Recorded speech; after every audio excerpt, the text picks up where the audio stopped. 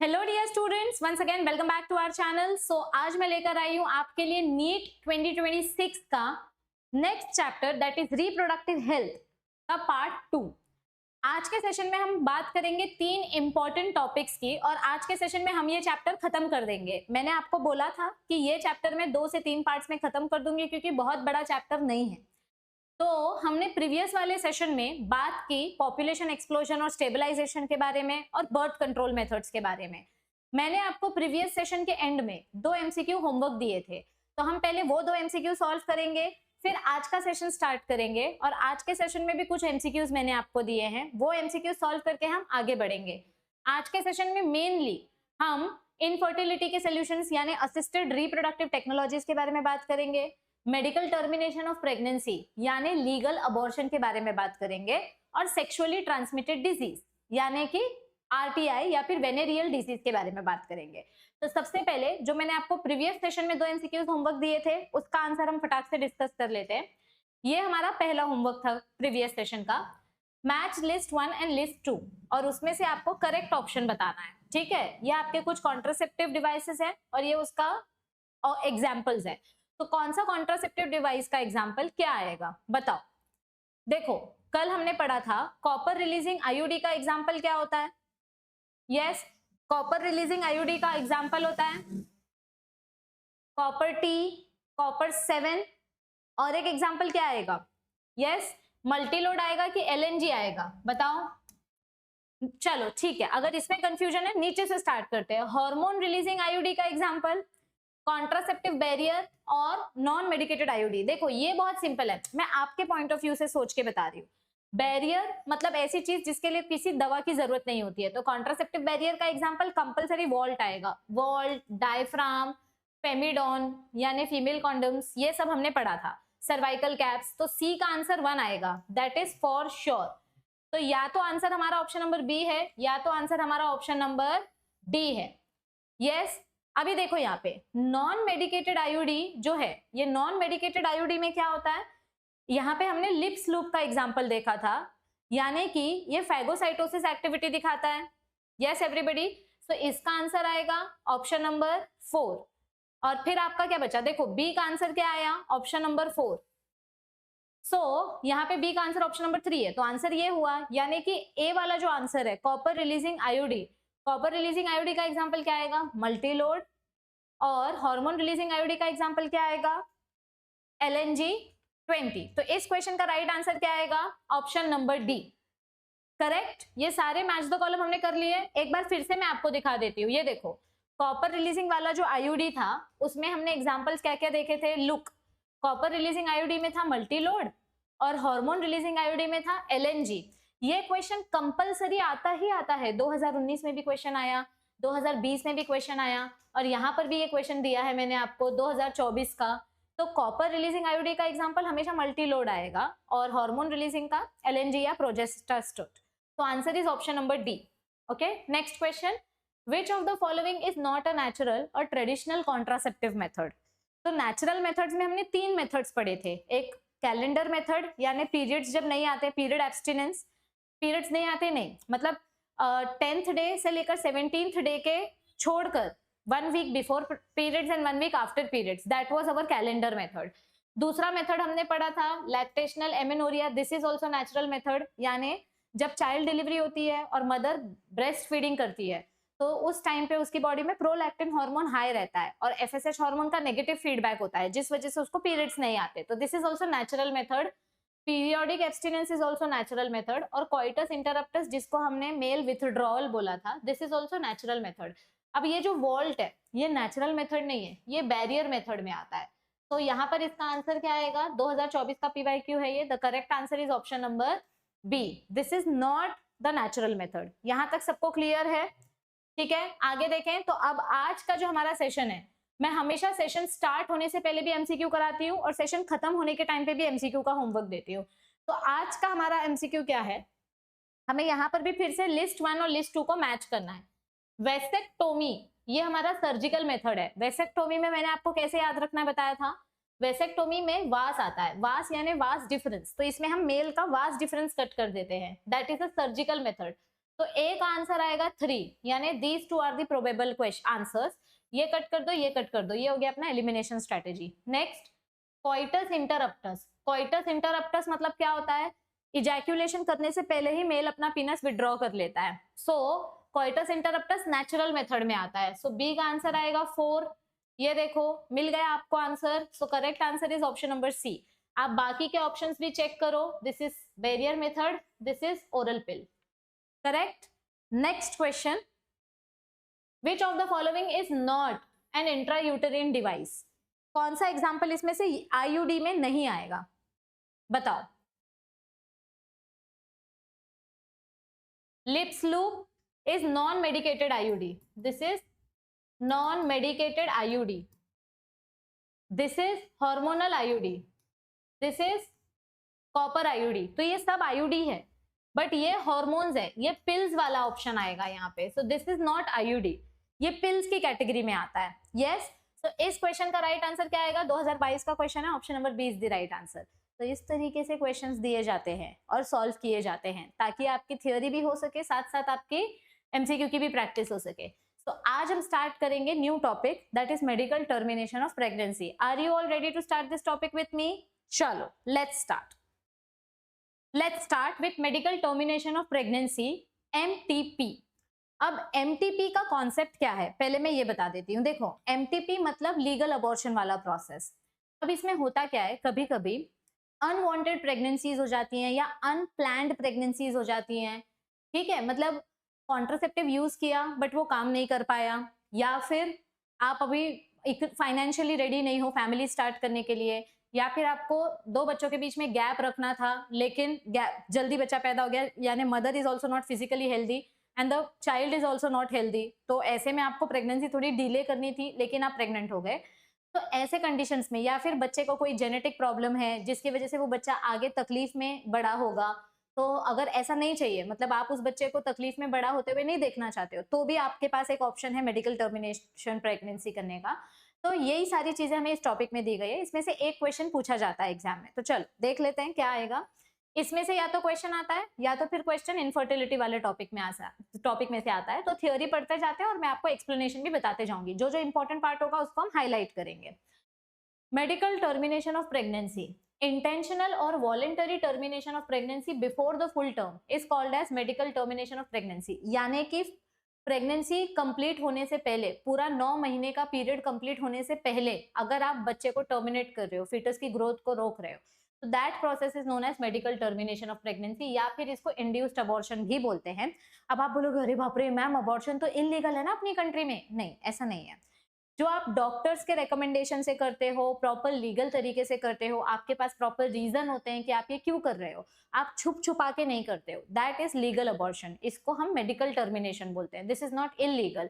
हाँ, आप sex determination करवा रहे हो कि लड़का होगा या लड़की होगी, और लड़की है इसीलिए अबॉर्शन कर देते हैं, दैट इज इलीगल। बच्चे की हेल्थ अगर ठीक से डेवलप नहीं हो रही है, सोनोग्राफी में पता चला है, अल्ट्रासाउंड में कि ये बच्चे की ग्रोथ नहीं हो रही है, और फिर उस वजह से अगर हम अबॉर्शन करवा रहे हैं, तो that is legal. So nearly 45 to 50 million MTPs are performed in a year। एक साल में कम से कम 50 मिलियन अबॉर्शंस होते हैं पूरे दुनिया में, which all over the world, which accounts to 1/5 of the total number of conceived pregnancies in a year। मतलब समझो अगर 50 मिलियन अबॉर्शन हो रहे हैं तो उसमें से सिर्फ 10 मिलियन जो प्रेगनेंसीज हैं वो कंटिन्यू होती हैं, बाकी अबॉर्शन हो जाते हैं। Whether to accept or legalize MTP or not is being debated upon in many countries due to emotional, ethical, religious and social issues involved in it।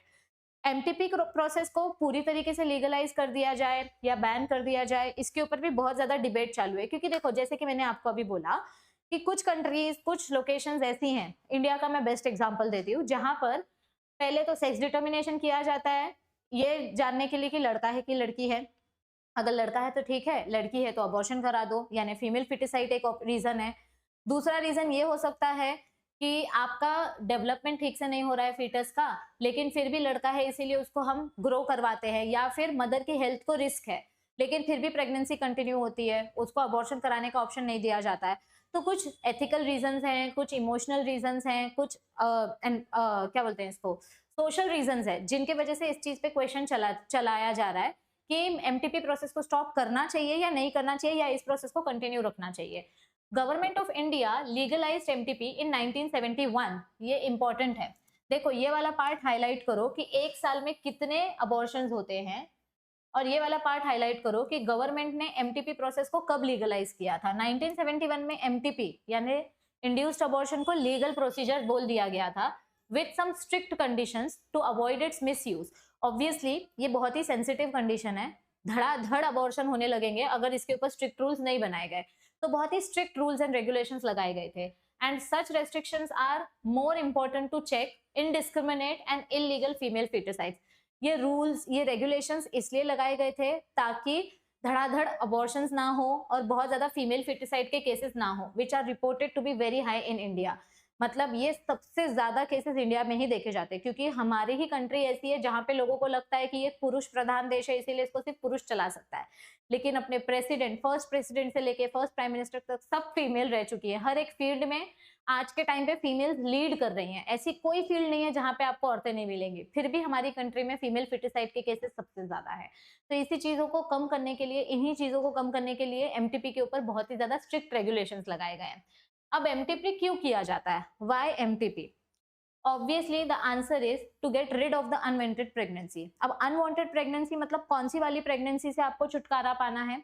ऐसी प्रेगनेंसी जो कैजुअल अनप्रोटेक्टेड इंटरकोर्स की वजह से हुई हो, मतलब अभी फैमिली प्लानिंग करने के लिए रेडी नहीं है लेकिन प्रेग्नेंट हो गए, क्योंकि जो यंग जनरेशन है वो अनअवेयर रहते हैं कि आपको अगर फैमिली प्लानिंग करनी है तो आपको कॉन्ट्रासेप्शंस यूज करने पड़ेंगे। अगर आप बिना कॉन्ट्रासेप्शंस के सिर्फ टेम्पररी मेथड्स पे डिपेंड करोगे तो प्रेगनेंसी होने के चांसेस ज्यादा होते हैं। तो आपको प्रेगनेंसी नहीं चाहिए थी और हो गई, तो ये एक रीजन हो सकता है। या फिर failure of the contraceptive use, ऐसा भी हो सकता है कि जो पढ़े लिखे लोग हैं, जो समझदार लोग हैं, उन्होंने कॉन्ट्रासेप्टिव यूज किया होगा, उन्होंने कॉन्डम यूज किया होगा या कोई डिवाइस यूज किया होगा और फिर भी प्रेगनेंसी हो गई, तो एमटीपी कराया जा सकता है। और या फिर unwanted pregnancies due to rape cases, ऐसे केस में भी एमटीपी कराया जा सकता है। MTPs are also essential in certain cases where continuation of the pregnancy could be harmful। यानी अगर किसी प्रेगनेंसी की वजह से मदर की जान को खतरा है या फिर वो फीटस की जान को खतरा है, वो फीटस आगे नहीं सरवाइव कर पाएगा, तो ऐसे केसेस में भी एमटीपी कराना लीगल है। यानी इफ इट इज हार्मफुल और इवन फेटल, फेटल यानी डेडली फॉर आइदर मदर और टू द फीटस और बोथ, ऐसे केसेस में भी आप इंड्यूस अबॉर्शन यानी लीगल एमटीपी करा सकते हो। तो दीज आर दी कंडीशंस, ये हमारी कंडीशंस हैं कि हम एमटीपी कब करा सकते हैं। So this is very important, ये पॉइंट काफी इंपॉर्टेंट है। MTPs are considered relatively safe during the first trimester। First trimester में एमटीपी को सेफ माना जाता है। फर्स्ट ट्राइमेस्टर मतलब कितना बड़ा बच्चा हुआ है, यानी कि बच्चा 3 महीने का हुआ है, 12 वीक्स। फर्स्ट ट्राइमेस्टर मतलब कितना होता है, up to 12 weeks of pregnancy. अगर 12 वीक्स ऑफ प्रेगनेंसी में आप अबॉर्शन करा रहे हो तो ऐसे टाइम पे आपको किसी एक रजिस्टर्ड डॉक्टर का रिकमेंडेशन चाहिए होता है। देखो अगर आप फर्स्ट 12 वीक्स में प्रेगनेंसी करा रहे हो तो you need opinion of 1 medical practitioner. और अगर समझो आपकी प्रेगनेंसी 12 वीक्स से ज्यादा हो गई है, 20 वीक्स तक, चौथा 5वां महीना हो गया है और तब पता चला कि बच्चे की ग्रोथ नहीं हो रही है, तो ऐसे में थोड़ा अबॉर्शन रिस्की हो जाता है, मदर के लिए भी और फीटस के लिए भी। मतलब मदर के लिए ज्यादा रिस्की हो जाता है, ब्लीडिंग के चांसेस हो जाते हैं, मदर की डेथ के चांसेस हो जाते हैं। तो अगर जितना लंबा टाइम होते जाएगा, अगर सेकेंड ट्राइमेस्टर में आप अबॉर्शन करा रहे हो यानी चौथे 5वें 6ठे महीने में अगर आप अबॉर्शन करा रहे हो तो this is very risky procedure. और इसीलिए इस प्रोसीजर में आपको, यानी अगर प्रेगनेंसी 12 वीक से ज्यादा हो गई है लेकिन 24 वीक से कम, तो ऐसे में फिर आपको 2 डॉक्टर्स का रिकमेंडेशन लगता है। अगर आप स्टार्टिंग 3 मंथ्स में अबॉर्शन करा रहे हो तो एक डॉक्टर का रिकमेंडेशन इनफ है, और अगर आप सेकेंड ट्राइमेस्टर में अबॉर्शन करा रहे हो तो फिर आपको 2 मेडिकल प्रैक्टिशनर्स का ओपिनियन लेना जरूरी है, और वो भी ऐसे प्रैक्टिशनर्स जो एक्सपीरियंस्ड हो और उस फील्ड के एक्सपर्ट हो। ठीक है, okay. One disturbing truth or one disturbing trend observed is that a majority of MTP are performed illegally by unqualified quacks। quacks यानी गधे, मतलब non stupid people, जिनको कुछ पता ही नहीं है, which are not only unsafe but it could be fatal too। देखो आप लोगों ने देखा होगा, आप लोग तो ज्यादा अवेयर हो, जो इतने सारे अभी शोज आते हैं, बहुत पुराने पुराने शोज, सावधान इंडिया, क्राइम पेट्रोल, पहले ना वी चैनल हुआ करती थी और उस पर एक शो आता था गुमराह शो, उसमें भी बहुत सारे केसेस बताए गए थे। बहुत बार क्या होता है, जो यंग जनरेशन होती है अनमैरिड जो कपल्स होते हैं वो लोग कॉन्ट्रासेप्टिव लेते हैं, प्रिकॉशन लेते हैं, लेकिन फिर भी प्रेग्नेंट हो जाते हैं, या कुछ कपल्स प्रिकॉशन नहीं लेते हैं और प्रेग्नेंट हो जाते हैं। अब उनको ये चीज इतनी डरा देती है कि अगर मम्मी को पता चला, अगर पापा को पता चला तो मुझे जिंदा मार डालेंगे। इसीलिए डर के मारे, शर्म के मारे किसी इलीगल डॉक्टर, या छोटे छोटे गांव कस्बों में ऐसा होता है कि जो उस गांव का जो कंपाउंडर होता है ना, उसको भी सब डॉक्टर साहब बोलते हैं। तो ये जो लोग हैं ये किसी छोटे से गांव खेड़े में जाते हैं जो जगह थोड़ी रूरल हो, ज्यादा डेवलप ना हो, और वहां पे ऐसे किसी नर्स या किसी कंपाउंडर से अबॉर्शन करवाने चले जाते हैं। अब उस कंपाउंडर या उस नर्स को सर्जिकल स्किल्स नहीं आती है, और अगर किसी फीमेल को ब्लड डिसऑर्डर हुआ, क्लॉटिंग प्रॉब्लम हुआ, तो अबॉर्शन करते करते अगर उसका ब्लीडिंग ज्यादा हो गया तो ऐसे में तो फीमेल की डेथ हो जाएगी। और यही होता है, अगर आप किसी अनपढ़ गवार इंसान से अपना अबॉर्शन कराने जाओगे शर्म के मारे, छुपने के मारे, तो आप अपनी जान भी गवा बैठोगे। और ये बहुत ज्यादा बढ़ रहा है, ऐसे केसेस बहुत ज्यादा बढ़ रहे हैं। दूसरी एक डेंजरस चीज क्या देखी जा रही है, another dangerous trend is the misuse of amniocentesis. हमने अपने प्रीवियस सेशन में पढ़ा था क्या होता है एमनियोसिंथेसिस में। फीटस का सेल्स निकाल कर चेक किया जाता है कि इस फीटस को फ्यूचर में कोई जेनेटिक डिसऑर्डर होने वाला है या नहीं होने वाला है, ठीक है। तो ये जो टेक्निक है, ये टेक्निक हम जेनेटिक एनालिसिस के लिए यूज करते हैं, लेकिन कुछ नालायक लोग, कुछ सेल्फिश लोग इस टेक्निक का यूज करते हैं बच्चे का सेक्स डिटर्मिनेशन करने के लिए। तो एमनियोसिंथेसिस जैसी यूजफुल टेक्निक भी हमारी कंट्री में बैन कर दी गई है इन्हीं लोगों के वजह से, क्योंकि ये लोग इस टेक्निक का गलत इस्तेमाल करते हैं। तो मिस यूज ऑफ एमनियोसिंथेसिस के वजह से भी मेडिकल टर्मिनेशन ऑफ प्रेगनेंसी देखने मिलता है to determine the sex of the unborn child. और अगर हमारी फीटस फीमेल हुई तो उसका अबॉर्शन कर देंगे, and this is totally against what is legal, मतलब ये लीगल रूल्स के टोटली अगेंस्ट है। और ऐसी जो हरकतें हैं, ऐसी प्रैक्टिसेस को अवॉइड करने के लिए गवर्नमेंट बहुत स्ट्रिक्ट रिस्ट्रिक्शंस बनाती है, because these are dangerous for mother as well as for the foetus. And effective counseling on the need to avoid unprotected coitus and the risk factors involved in illegal abortions, as well as providing more healthcare facilities, could reverse the mentioned unhealthy trend. मतलब क्या बोला गया है, आपकी जो generation है बच्चों, आपकी जनरेशन आगे जाके इस कंट्री की responsible generation, responsible society members आप बनने वाले हो। आप लोगों को ये अवेयरनेस होना जरूरी है कि फैमिली प्लानिंग क्या होता है, प्रोटेक्टेड सेक्स क्या होता है, अनप्रोटेक्टेड सेक्स से क्या क्या प्रॉब्लम्स हो सकती हैं, अनवांटेड प्रेगनेंसी हो सकती है। और अगर आप ठीक तरीके से उस चीज को नहीं काउंसिल करोगे, नहीं गाइडेंस लोगे, तो फिर मारे जाओगे, यानी किसी गधे के पास जाके अपना अबॉर्शन कराओगे और अपनी जान से हाथ गवा बैठोगे। तो ऐसी चीजों की काउंसलिंग स्कूल्स में, मेडिकल डॉक्टर्स के पास आपको दी जानी चाहिए। ये अपने सिस्टम में चेंज होना चाहिए। आज भी ऐसे होता है कि बहुत ज्यादा जगह पे जज किया जाता है, डॉक्टर्स भी जज करते हैं, लेकिन बहुत सारे डॉक्टर्स ऐसे हैं जो जज नहीं करते हैं। उनको इससे कुछ लेना देना नहीं है कि आपकी शादी हुई है कि नहीं हुई है। आप उनके पास अपनी प्रॉब्लम लेकर गए हो, वो आपको सोल्यूशन देंगे। हाँ, लेकिन आपकी एज लीगल एज होनी चाहिए। अगर आप 18 ईयर्स के अबव हो तो कोई आपको अबॉर्शन करने से नहीं रोक सकता, आपका सिर्फ रीजन करेक्ट होना चाहिए। लेकिन आप इलीगल तरीके से करोगे तो क्रिमिनली भी फंसोगे और फिजिकली भी अपनी बॉडी दे गवा बैठोगे। तो ये सारी चीजें जरूरी है अगर हमें हेल्थ केयर का ट्रेंड सुधारना है तो। अब आपके टेक्स्ट बुक में एक बॉक्स दिया है, इंफॉर्मेशन बॉक्स, उसमें क्या बोला है कि ये जो अमेंडमेंट है ये 2017 से इनैक्ट किया गया था, इस चीज को ध्यान में रखते हुए कि हमें इलीगल अबॉर्शन कम करना है, क्योंकि इलीगल अबॉर्शन की वजह से मदर की भी डेथ होती है और फीमेल फीटस की भी डेथ होती है। तो अकॉर्डिंग टू दिस एक्ट, अगर अबॉर्शन करना है, फर्स्ट ट्राइमेस्टर में अगर अबॉर्शन कर रहे हो तो एक रजिस्टर्ड डॉक्टर का साइन होना जरूरी है, और अगर आप सेकेंड ट्राइमेस्टर में अबॉर्शन कर रहे हो तो 2 रजिस्टर्ड डॉक्टर्स का साइन होना जरूरी है। अब अबॉर्शन करने के रीजन क्या होने चाहिए, वैलिड रीजन होना चाहिए, ठीक है। तो रीजन क्या होना चाहिए, पहला रीजन है continuation of the pregnancy would involve a risk to the life of the pregnant women और ग्रेव फिजिकल इंजरी और मेंटल हेल्थ। यानी अगर ये फीटस आगे जाके बड़ा हुआ तो इस फीटस की ग्रोथ ठीक तरीके से नहीं होगी, और मैं नहीं चाहती कि ये बच्चा दुनिया में आकर पेन में जिए या फिर किसी पर डिपेंडेंट होकर रहे, इसीलिए इसका अबॉर्शन करवाना है। तो that is one logical reason जो एक्सेप्टेड है, मतलब आप मेडिकल टर्मिनेशन करा सकते हो। दूसरा reason, there is a substantial risk that of the child were born it would suffer from pain और मेंटल एबनॉर्मेलिटीज। तो अगर माँ की जान को खतरा है, फीटस आगे जाके फिजिकली हैंडीकैप्ड हो सकता है, अगर ऐसे रीजन है, या रेप केस में अनवांटेड प्रेगनेंसी हो गई है, या फैमिली का फाइनेंशियल बैकग्राउंड सिक्योर्ड नहीं है और मदर रेडी नहीं है प्रेग्नेंट होने के लिए, तो ये सारे केसेस में आप मेडिकली टर्मिनेट कर सकते हो अपनी प्रेगनेंसी को, लेकिन प्रॉपर रजिस्टर्ड मेडिकल प्रैक्टिशनर्स की परमिशन से ही। किसी भी गवार इंसान से कराने जाओगे और जान गवा बैठोगे। ठीक है, तो ये सबको टॉपिक समझ में आया। चलो अब आगे का छोटा सा टॉपिक देख लेते हैं, sexually transmitted infections.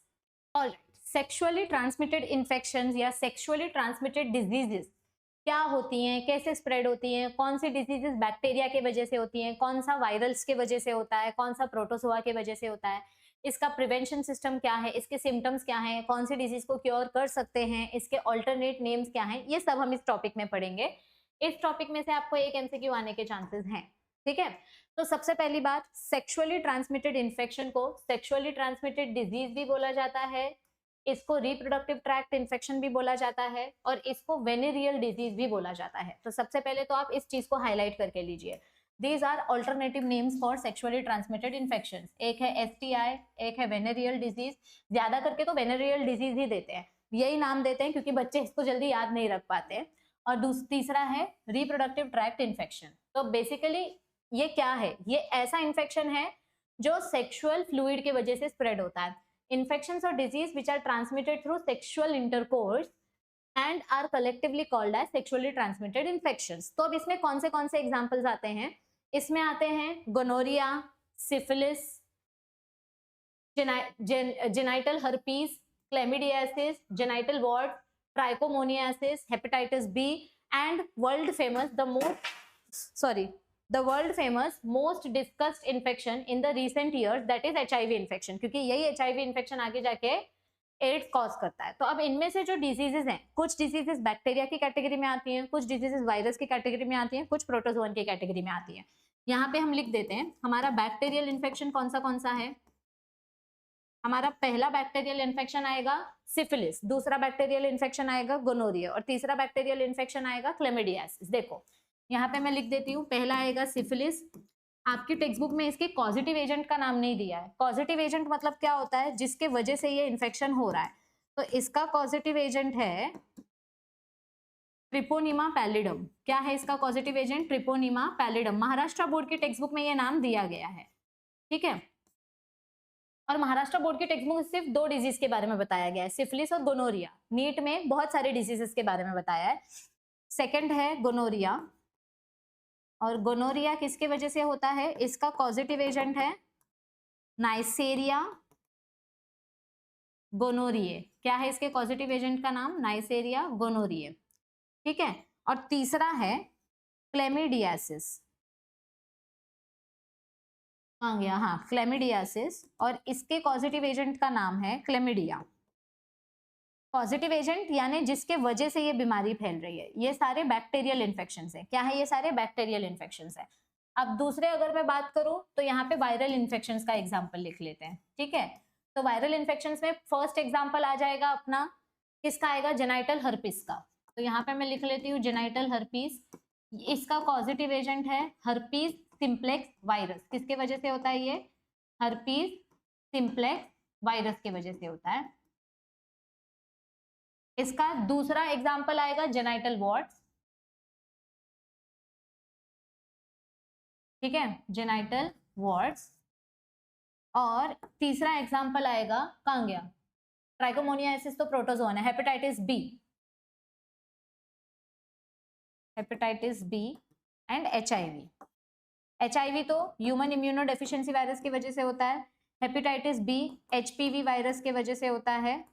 Yes everybody. और जेनाइटल वॉर्ड्स का वायरस क्या आ जाता है अपना, जेनाइटल वॉर्ड्स का वायरस है, एक सेकेंड टेक्स्ट बुक में देख लेती हूँ मैं, हाँ, जेनाइटल वॉर्ड्स का वायरस है ह्यूमन पैपिलोमा वायरस, और इसका HBV है, दिस इज HBV, इसका HPV है, ह्यूमन पैपिलोमा वायरस। ठीक है, मतलब मैंने टेक्स्ट बुक में एग्जांपल्स लिख के रखे थे, वही मैं फुल फॉर्म देख रही थी।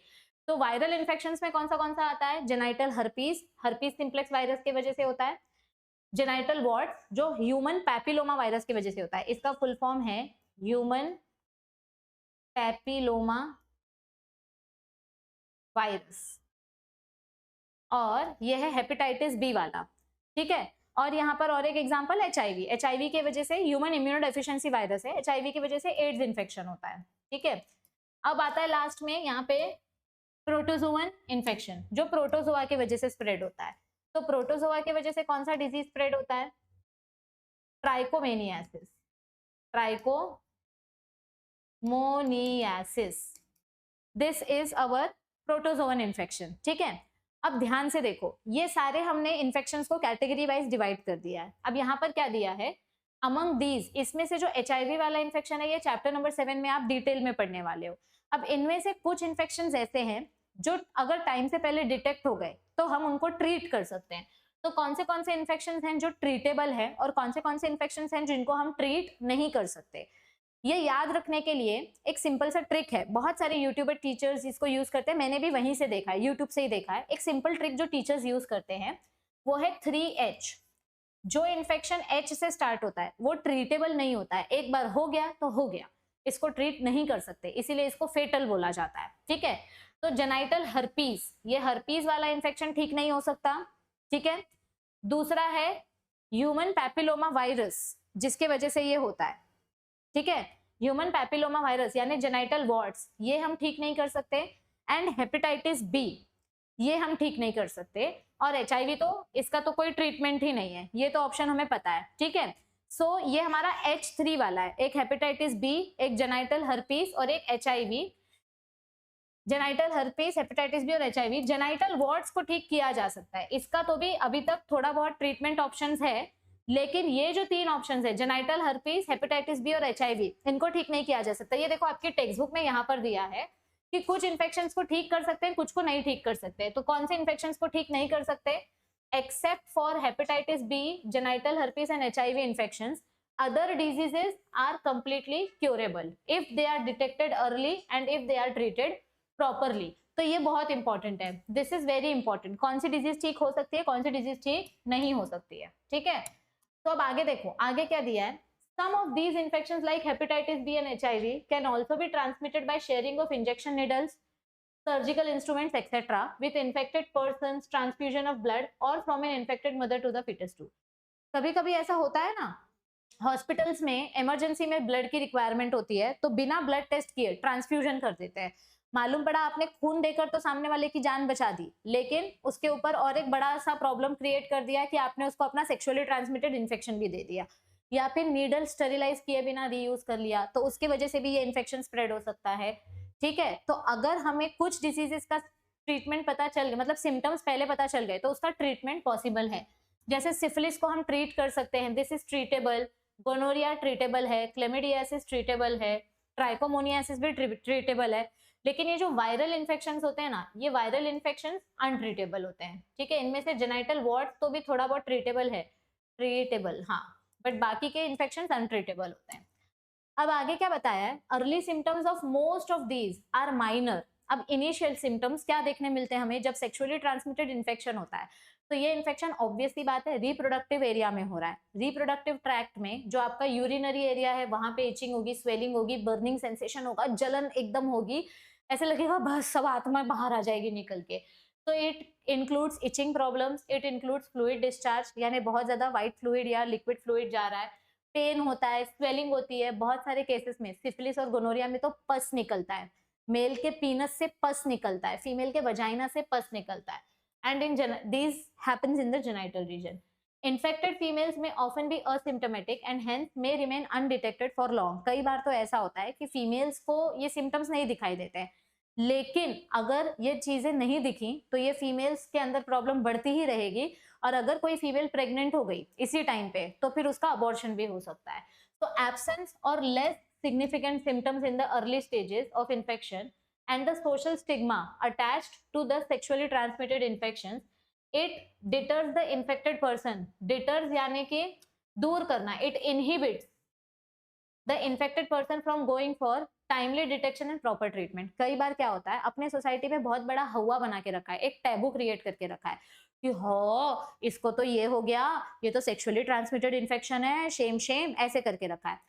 मतलब सोसाइटी में इस चीज को इतना बड़ा बना के रखा है कि अगर किसी को ऐसा लग भी रहा है कि शायद मुझे ये हो सकता है, शायद मुझे सेक्सुअली ट्रांसमिटेड इन्फेक्शन हुआ है, ठीक है, मुझे बर्निंग सेंसेशन हो रहा है, मुझे रैशेस हो रहे हैं, फीवर आ रहा है, टेम्परेचर बढ़ रहा है, अगर ऐसा हुआ तो अगर कोई इंसान सोचे भी कि मैं जाके एक बार डॉक्टर को दिखा दूं, तो उसको ये पहले सोचना पड़ता है कि गलती से अगर ये बात बाहर फैल गई तो लोगों को पता चल जाएगा, और अगर लोगों को पता चल गया तो फिर मेरी शेम हो जाएगी।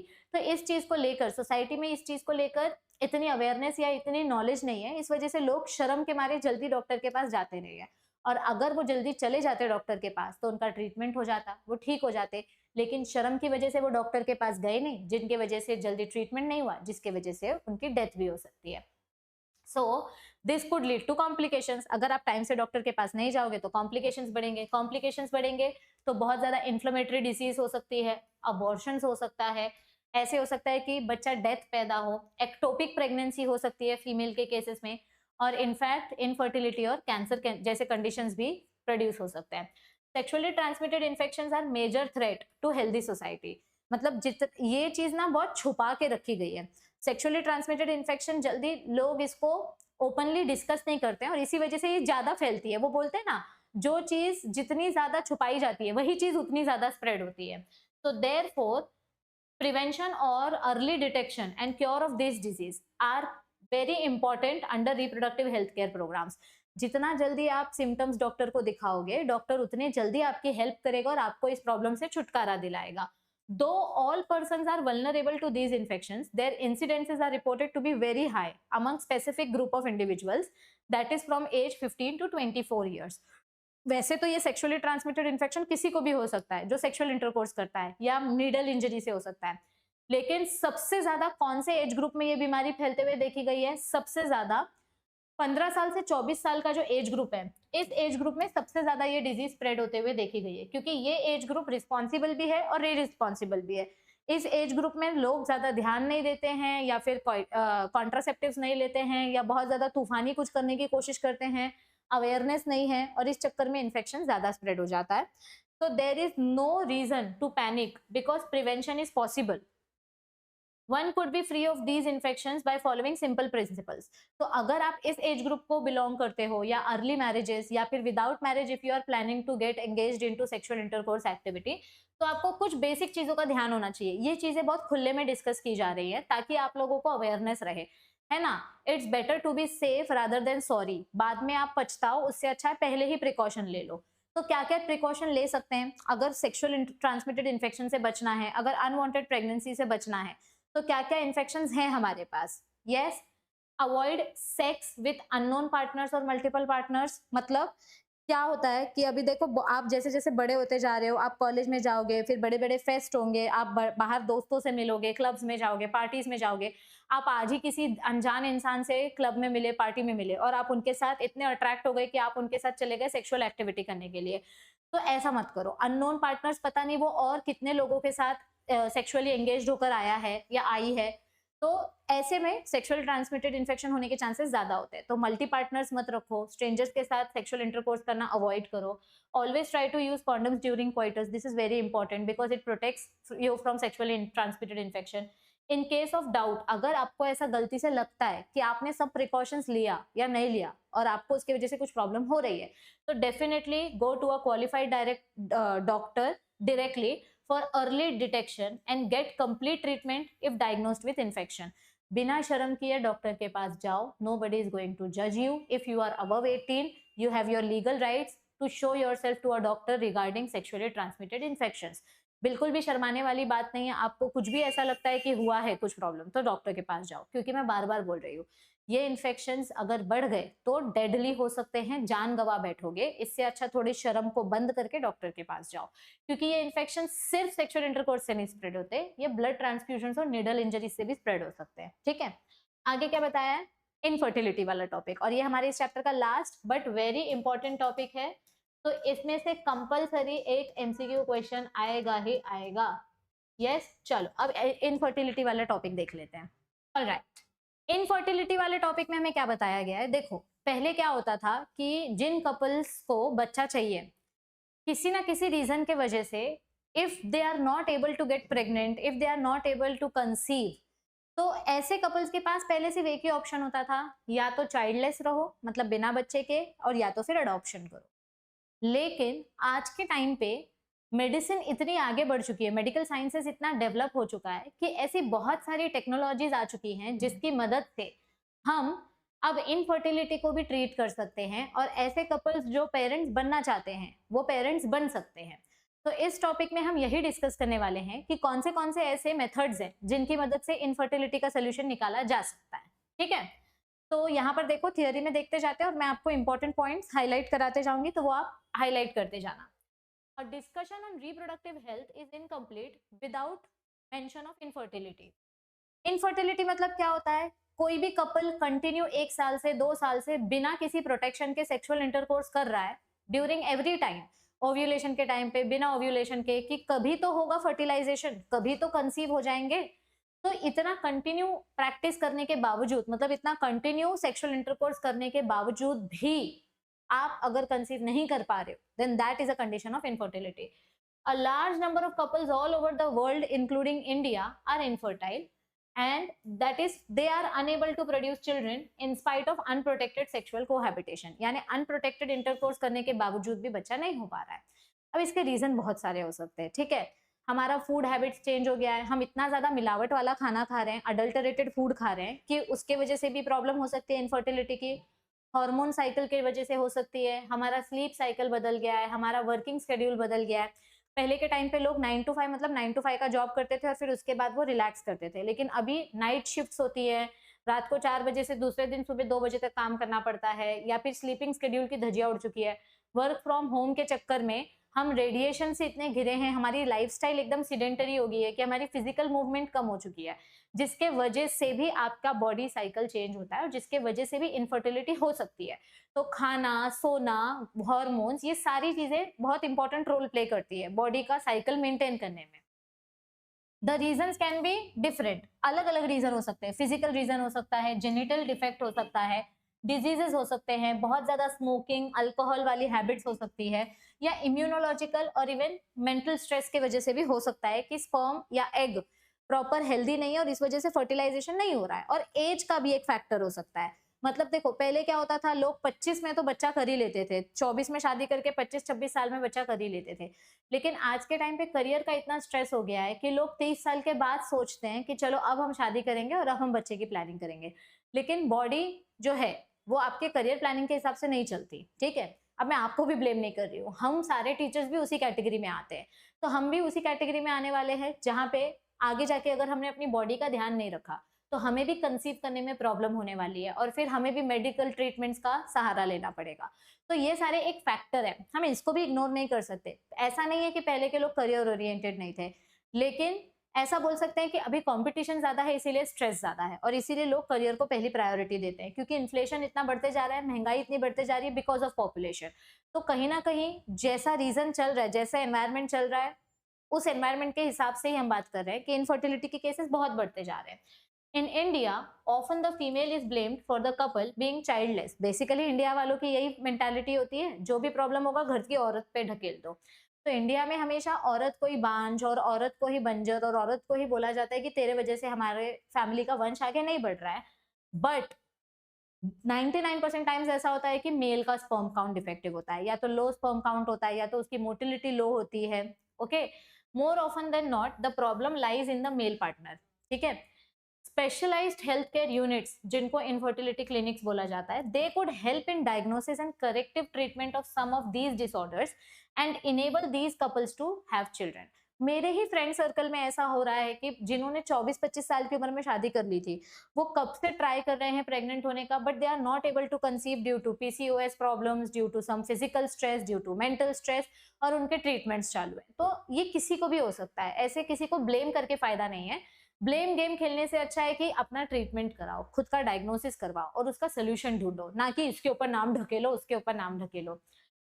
However, where such corrections are not possible, the couples could be assisted to have children through certain special techniques commonly known as assisted reproductive technique. इस टेक्निक को आर्ट टेक्निक बोला जाता है। ठीक है, और इसका दूसरा एक फुल फॉर्म है एंटी रेट्रोवायरल थेरेपी। ये जो एंटी रेट्रोवायरल थेरेपी होती है ये एड्स ट्रीटमेंट में यूज किया जाता है, और ये वाला जो टेक्निक है ये रिप्रोडक्टिव असिस्ट करने में हेल्प किया जाता है, रिप्रोडक्टिव टेक्नोलॉजी में असिस्ट करता है।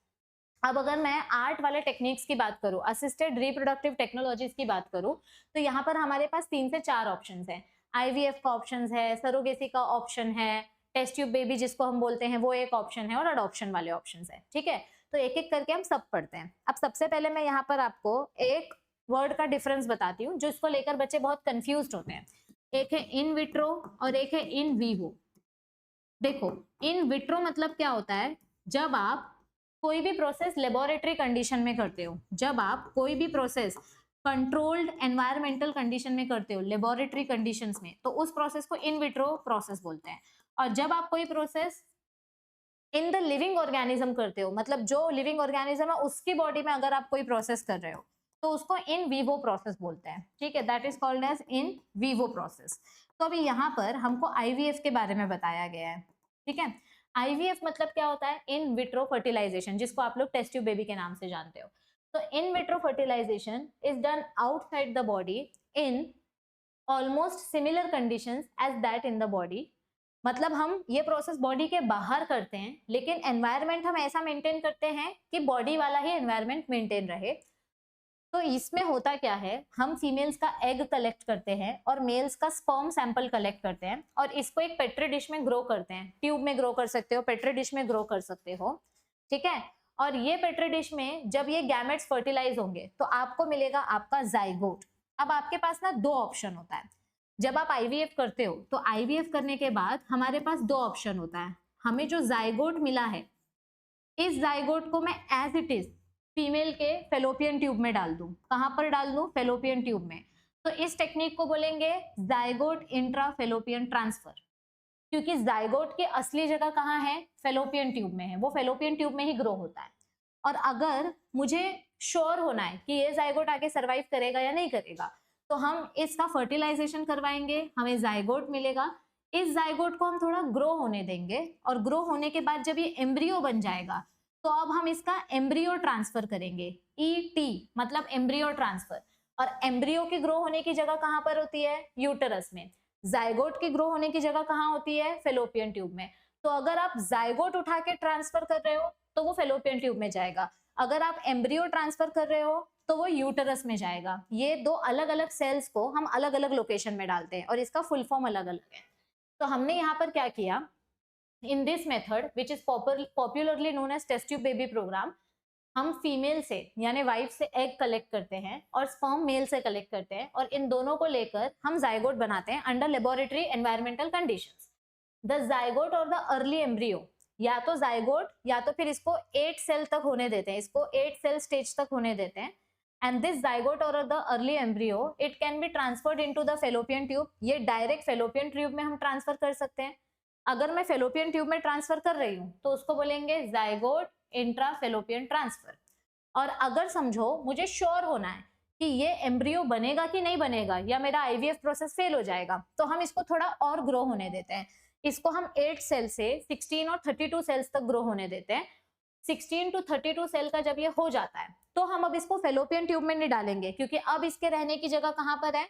अब इसके रहने की जगह यूटरस में। तो जब ये 16 से 32 सेल्स का हो जाएगा तो अब हम इसको यूटरस में ट्रांसफर करते हैं, और उस ट्रांसफर को बोलते हैं एम्ब्रियो ट्रांसफर टेक्निक, या फिर उसको बोला जाता है इंट्रा यूट्रिन ट्रांसफर। मतलब आप इसको डायरेक्ट यूटरस में ट्रांसफर कर रहे हो to complete the further development.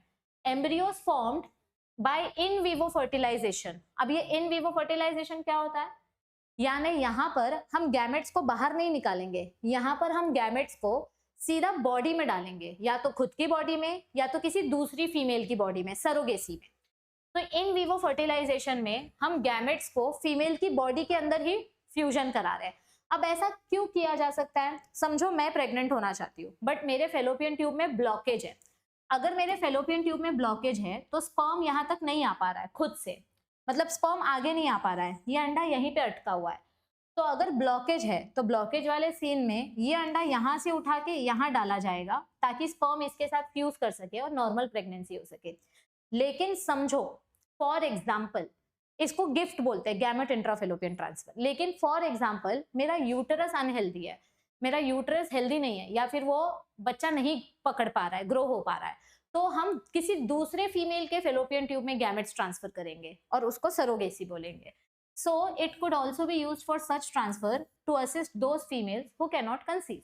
जो खुद प्रेग्नेंट नहीं हो सकती, उस केस में हम दूसरी फीमेल्स में गैमेट्स का ट्रांसफर करते हैं।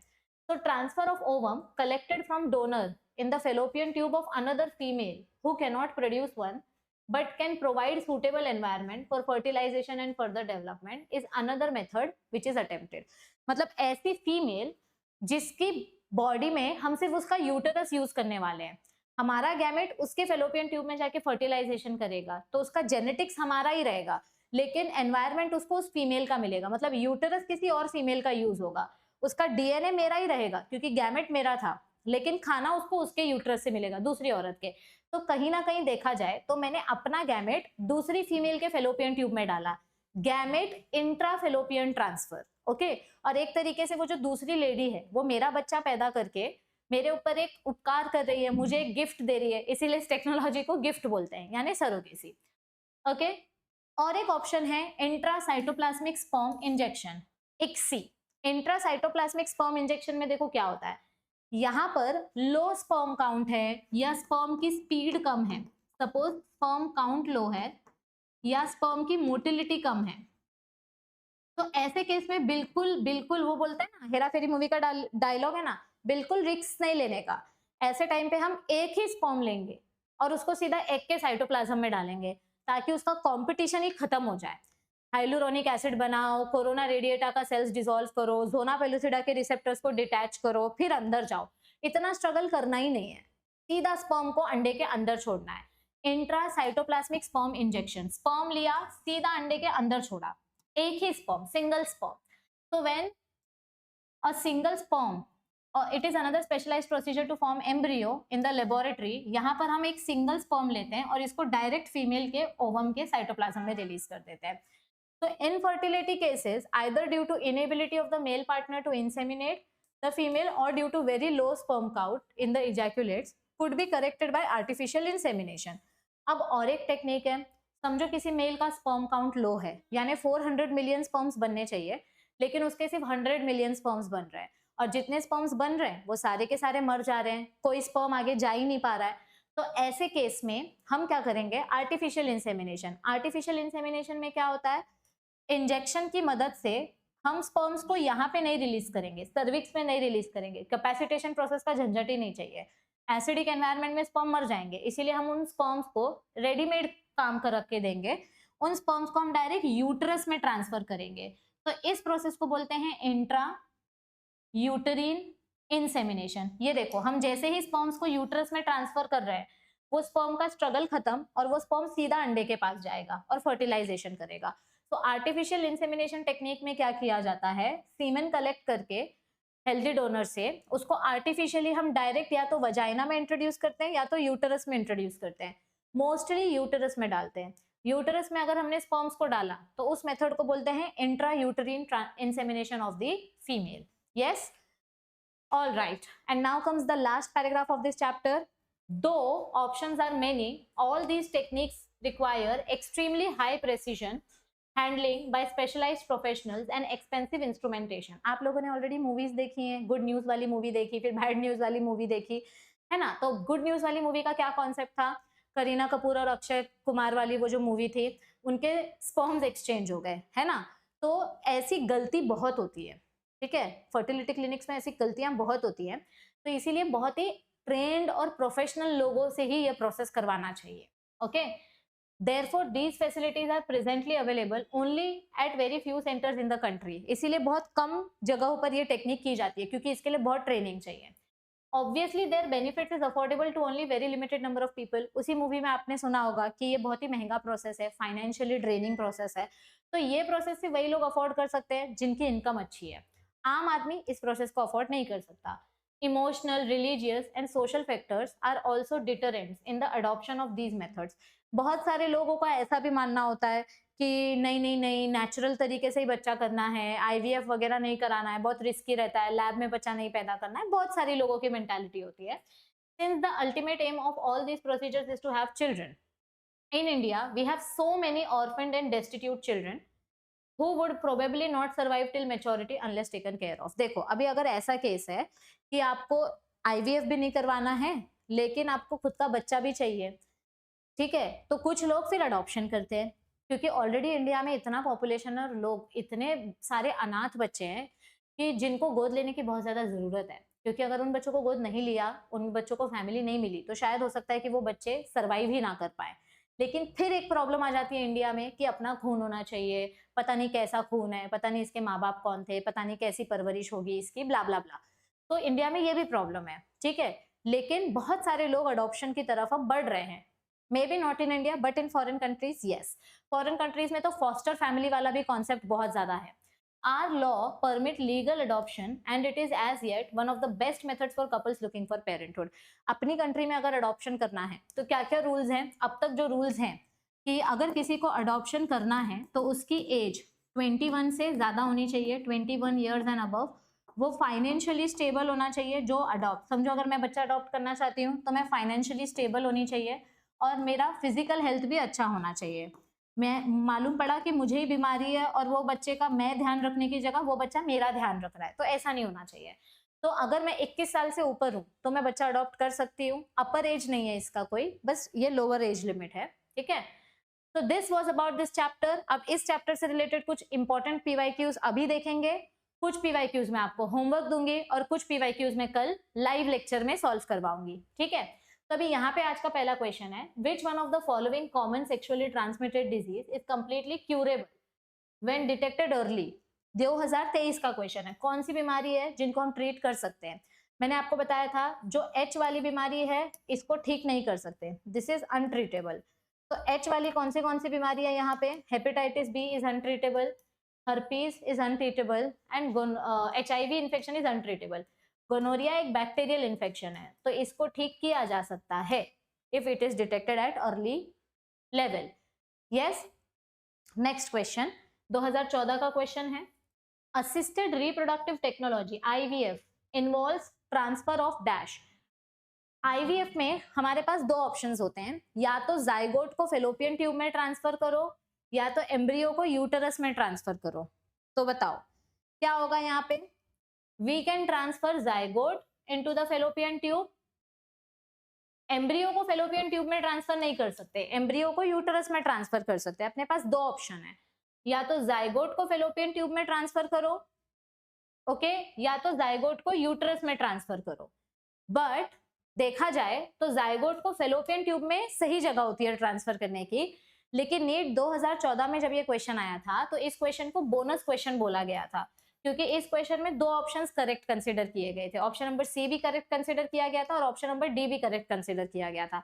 तो कभी कभी गलती से अगर किस्मत अच्छी रही और आप ऑप्शन नंबर सी सिलेक्ट करके आए तो भी आपको 4 मार्क्स मिलेंगे, आप ऑप्शन नंबर डी सिलेक्ट करके आए तो भी 4 मार्क्स मिलेंगे। तो ऐसा ज्यादा नहीं होता है, कभी तो 5-10 साल में एक बार होता है कि एक आधा बोनस क्वेश्चन आ जाता है जिसमें दो करेक्ट ऑप्शन होते हैं। तो ऐसे क्वेश्चन अगर आप अटेम्प्ट करोगे तो आपको उसके मार्क्स मिल जाते हैं, बट ऐसा बार बार नहीं होता है, ठीक है। ये थोड़ा अलग क्वेश्चन था इसीलिए मैं आज लेकर आई थी। अब ये आपका होमवर्क है, विच of the following is hormone releasing IUD। ये हमने एकदम स्टार्टिंग में भी देखे इसके एग्जांपल्स। तो ये आपका आज का होमवर्क है कि कौन सा इसमें से हार्मोन रिलीजिंग IUD है। और ये होमवर्क नंबर 2 है, हिस्टेरेक्टोमी मतलब क्या होता है, हिस्टेरेक्टोमी प्रोसेस में क्या होता है, ये आपका होमवर्क है, ठीक है। This is very common question, NEET 2015 का क्वेश्चन है, ये महाराष्ट्र बोर्ड के स्टूडेंट्स की बुक में डायरेक्ट दिया गया है, तो मुझे सबका आंसर चाहिए यहाँ पे, ठीक है। आई होप आपको ये सेशंस हेल्पफुल लग रहे हैं, आपको इन टॉपिक्स में पढ़ने में मजा आ रहा है, और आप लोगों के लिए हम जो कम्युनिटी पोस्ट पे MCQ पोस्ट करते हैं, आई होप आप लोग वो भी सॉल्व कर रहे हो। PYQs का जो शॉर्ट सीरीज स्टार्ट किया है मैंने, MCQs का शॉर्ट सीरीज, वो भी फॉलो करो। इस चैनल को सब्सक्राइब करके रखो, क्योंकि यहाँ पर आपके लिए बहुत बहुत बहुत सारी चीजें आने वाली है। अभी तो सिर्फ शुरुआत हुई है, बहुत सारी चीजें आने वाली हैं। मैक्सिमम कंटेंट नीट 2026 का मैं आपको प्रोवाइड करने वाली हूँ। तो make sure you stay connected with this channel, you subscribe to this channel, ताकि आपका कोई भी कंटेंट मिस ना हो और आपको सारी इन्फॉर्मेशन मिलती रहे। I will see you all very soon, bye bye everybody, take care.